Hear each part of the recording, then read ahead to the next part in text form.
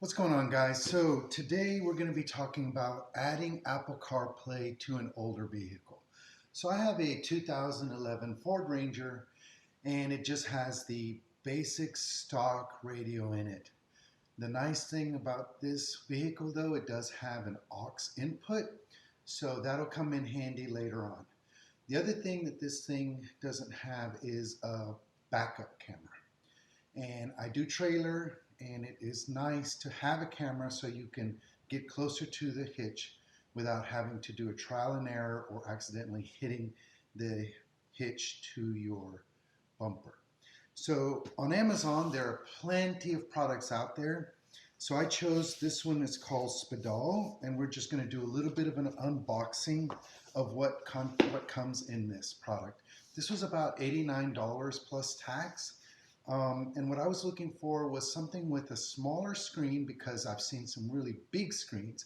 Also, one that comes with a backup camera. So a lot of these Apple CarPlays have inputs for cameras, but they don't sell them with it. So I chose one that did have it. So in the box, we've got the user's manual. We've got some little promotion. We got the actual head unit itself.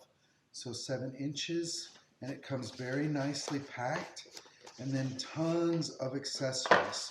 So we have the aux cable, we've got a sticky pad mount for the dash, we have a window mount, we have the power supply, which uses a USB-C, and this one does not have a pass-through. So this goes into the cigarette lighter, and then the actual camera, backup camera with wiring.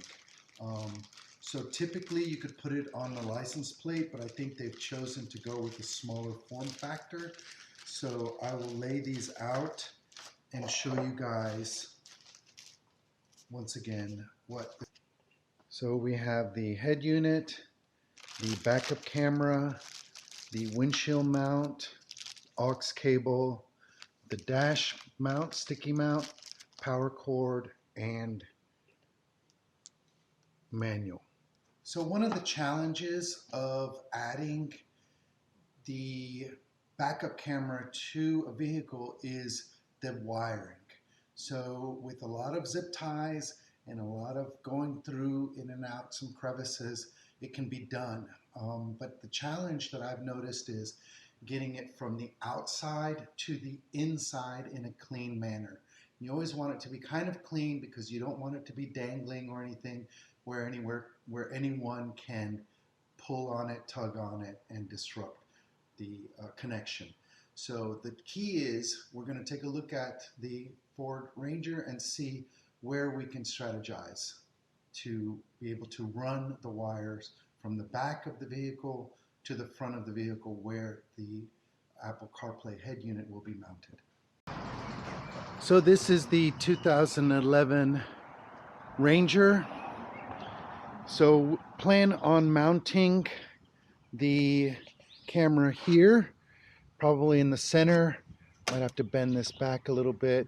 There really isn't any other good place to mount it, because if we mount it here, it might get in the way when someone's stepping up on it. We have to be also careful that when we bring the tailgate down, that it does not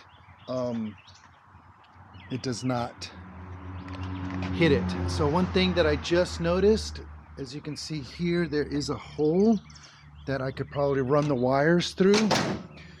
So that is the other challenge. So we're going to try to find a way to run the hole from underneath and somehow get it inside the cab, possibly through the headliner. I would like to keep it in the headliner or above, just something out of the way. And this is the inside of the Ranger. It comes with the stock radio. It comes with 2 outlets and an aux input, which is nice. So this has a little bit of a curve. We'll have to see if we can mount it here maybe and kind of still be able to level it. So yeah, we're going to mount it, and then we'll come back and see how it works. The other thing about this is you can set it up so where when you put it in reverse that it'll automatically, that's going to automatically come onto the monitor. That's a little bit more complicated because that's going to tap into the reverse tail light, which can be, like I said, a little complicated. Once again, we're trying to keep the minimal amount, or the least amount of wires as possible.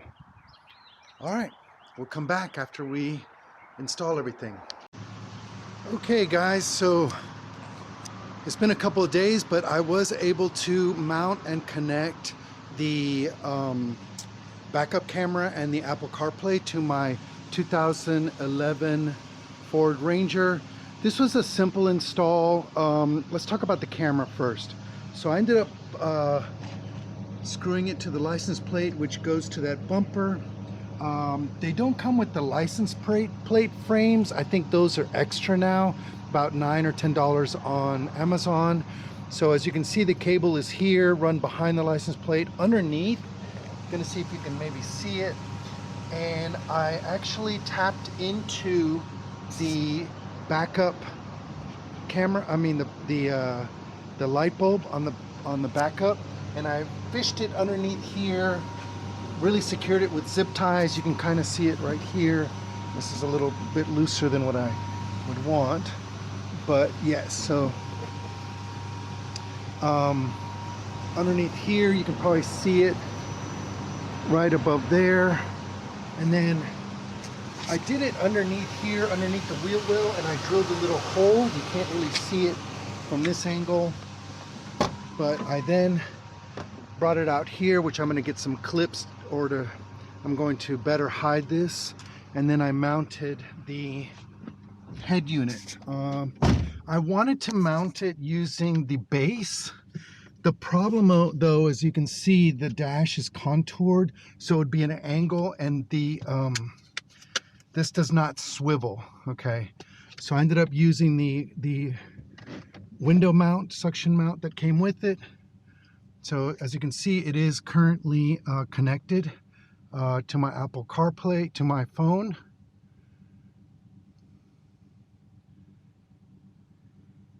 Here we go.